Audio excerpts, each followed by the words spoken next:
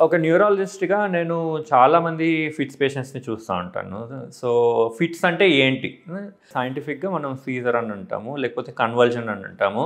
ఆ ఇంగ్లీష్ పదం మనం చూసామంటే సైంటిఫిక్ టర్మ్ ఏదైతే సీజర్ ఉందో, ఇంగ్లీష్ పదం మనం చూసామంటే సీజర్ అంటే టు సీజ్ అనమాట. అంటే దయ్యం పట్టినట్టు అని చెప్పేసి పురాణ కాలంలో ఇంగ్లీష్ వాళ్ళు అనుకొని దానికి సీజర్ అని పేరు పెట్టినారు. ఏదో అంటే దయ్యం హ్యాస్ సీజ్డ్ ది బాడీ అన్నట్టు అనమాట. సో, సీజర్ అనే పేరు పెట్టినారు. బట్ మనం చూసినామంటే ఎగ్జాక్ట్‌గా ఫిట్స్‌లో ఏమైతుంది ఆర్ సీజర్‌లో ఏమైతుంది అంటే ఈ బ్రెయిన్‌లో ఏదైతే నరాలు ఉన్నాయో, ఆ నరాలలో బ్రెయిన్‌లో ఒక స్పెసిఫిక్ పార్ట్‌లో కరెంట్ ప్రవాహం ఇర్రెగ్యులర్‌గా ఆర్ ఎలా అయితే కరెంట్ ప్రవాహం బ్రెయిన్‌లో అవ్వాలో అలా జరగకుండా దాంట్లో కొంచెం అబ్నార్మాలిటీ వస్తుందన్నమాట బ్రెయిన్‌లో కరెంట్ ప్రవాహంలో. అలా వచ్చినప్పుడు కొన్ని స్పెసిఫిక్ సెట్ ఆఫ్ సెల్స్ బ్రెయిన్‌లో అవి ఎక్సెసివ్‌గా స్టిమ్యులేట్ అయితాయి.